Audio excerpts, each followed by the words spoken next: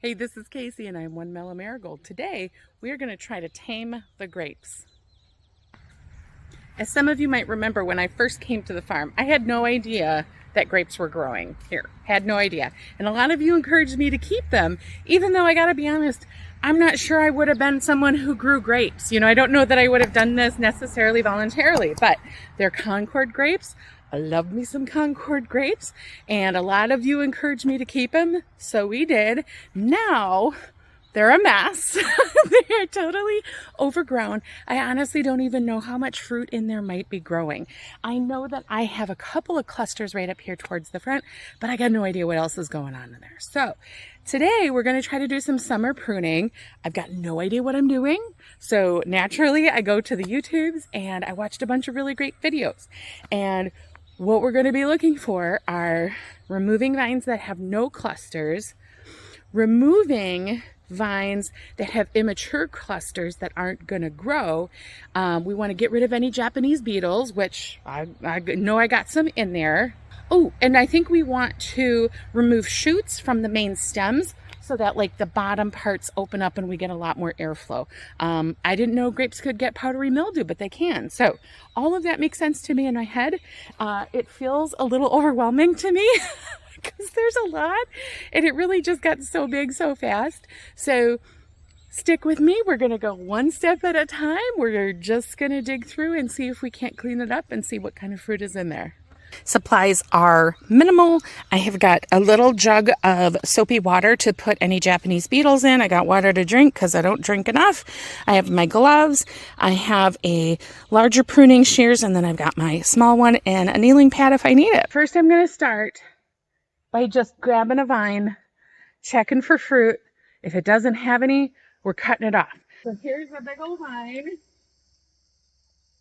Comes all the way back here, and there are no clusters on this vine.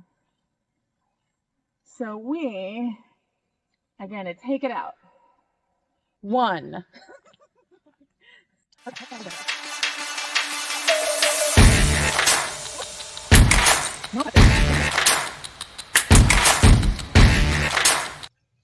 These are all offshoots of like one bigger stem.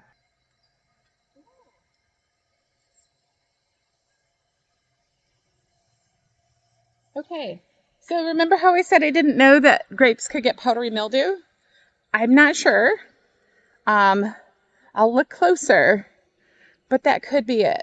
I've never seen powdery mildew on grapes, just on like squash leaves and things like that. So we'll keep going, but I'm glad we're taking that off. In addition to trimming the vines, I've got a ton of mugwort and goldenrod growing up amongst everything. So we're pulling all that out too. Oh, we're getting a little rain. I'm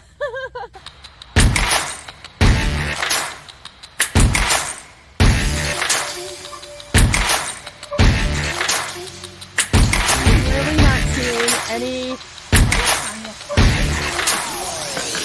So whether it was all just too overgrown or the sun just doesn't hit it as much, I'm not certain.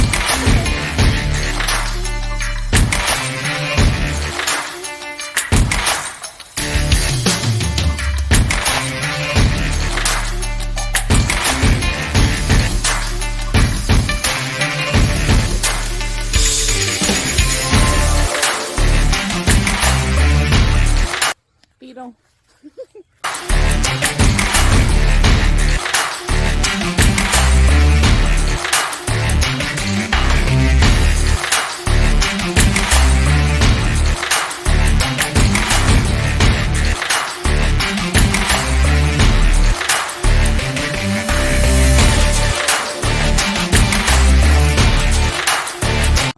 All right, so far we have made some significant progress. Let me show you what I found when I moved inside and cleaned out the arch a little bit.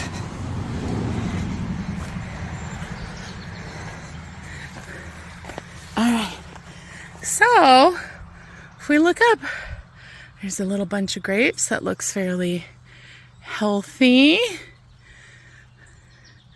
Another little cluster or two up there, up there. We got these two little Oops, those two little clusters, a third. But if I walk back down to this end, nothing. I haven't seen a single cluster on this end. Not a single cluster.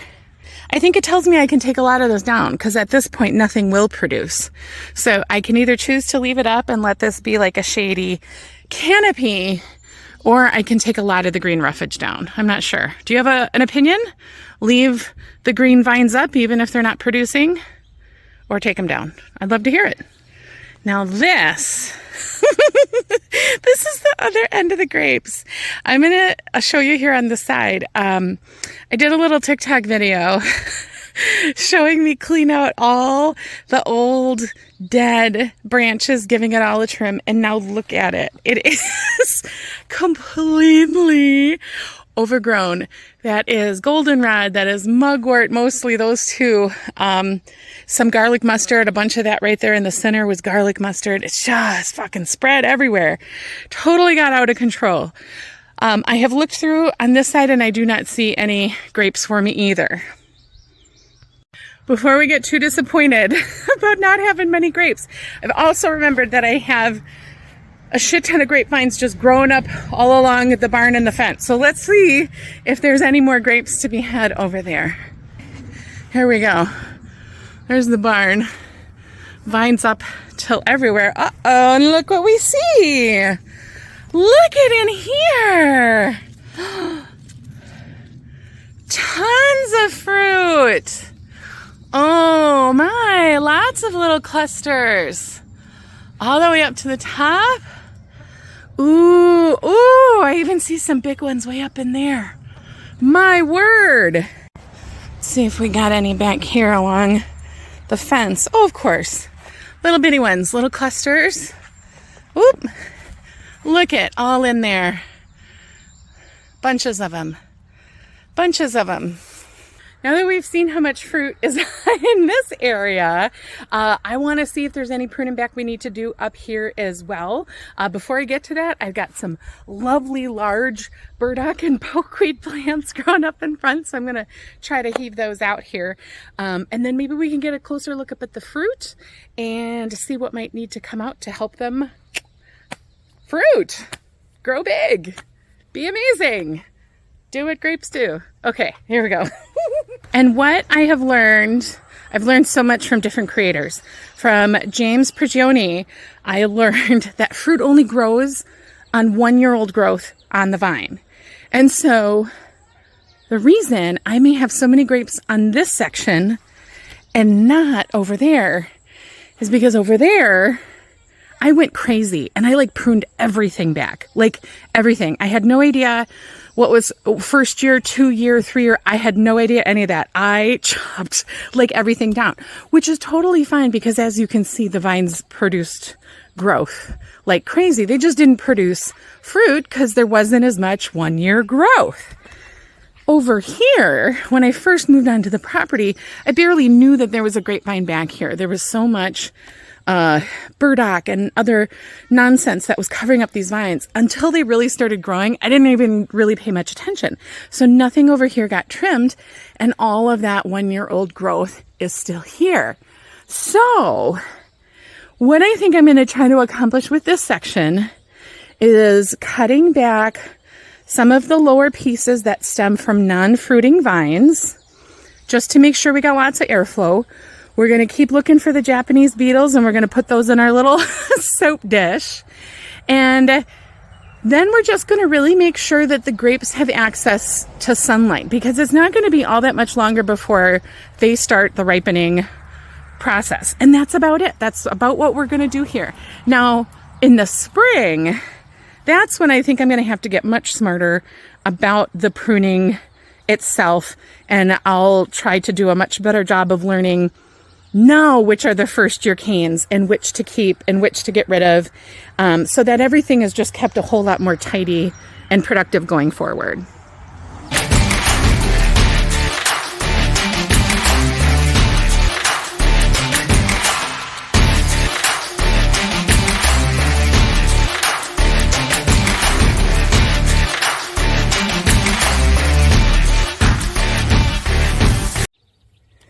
we have gotten some of that debris trimmed back and out of the way.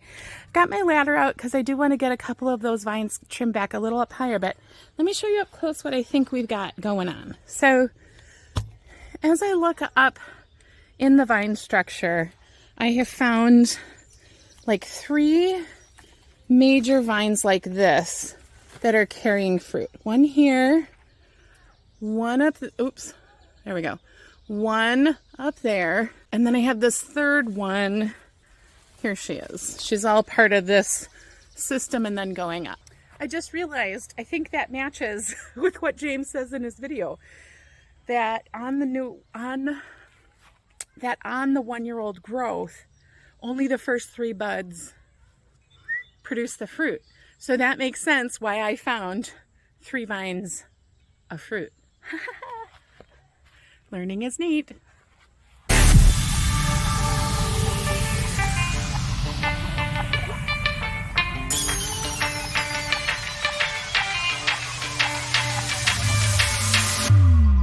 I'm going to bring you closer to show you what I see. Okay, so now that I get that the 1-year-old canes are the ones that make the fruit, it makes sense why we then can cut off safely the shoots from the stem, because this old stem is definitely more than a year old, so none of these coming directly off it would ever produce. Like, I'm getting it. Like, I think I'm getting it. Anyway, we'll just keep going.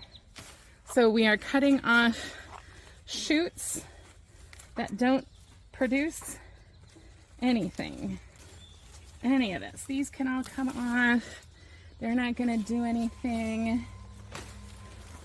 This guy can come off.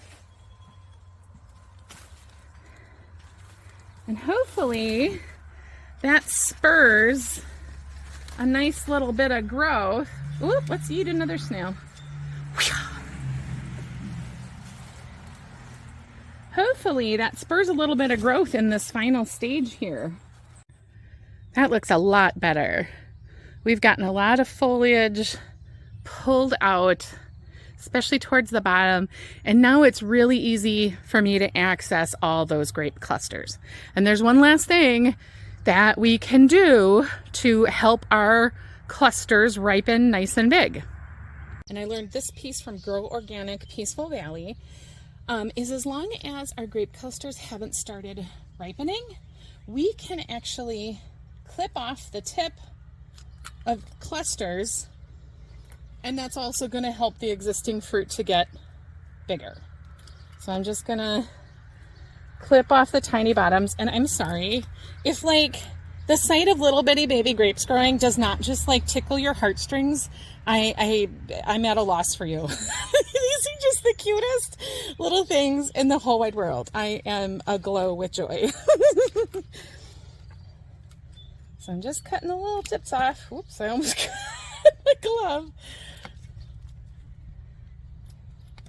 I'm sure somebody will be happy to eat them up off the ground. And again, folks, like I'm learning. I'm literally learning from YouTube and then trying to do it on my own. So if you see me messing stuff up, you can tell me or like share your cool tip for the better way to do it. I am all ears. I am all ears. I love to learn. Jeez Louise, there's a ton of clusters. There's just tons and tons and tons. I think that's it for me today. I'm actually really happy with what I did. I learned a lot about the 2 intentional grapevine planting areas. I learned that I shouldn't have expected much fruit to come from that area because I had chopped off most of the 1-year growth, but we still got it opened up a lot and I got a lot of the weeds out. So it's just going to be that much easier in the spring when I come back to trim properly again. And I love that we came over to find this, because this just really like set the example, right? This is a great example of leaving your 1-year growth. That's where the fruit is. And now, even if this doesn't turn out great, even if I don't get loads and loads and loads of ripe grapes, it doesn't matter. Don't ever not grow something because you don't know what you're doing. It doesn't matter.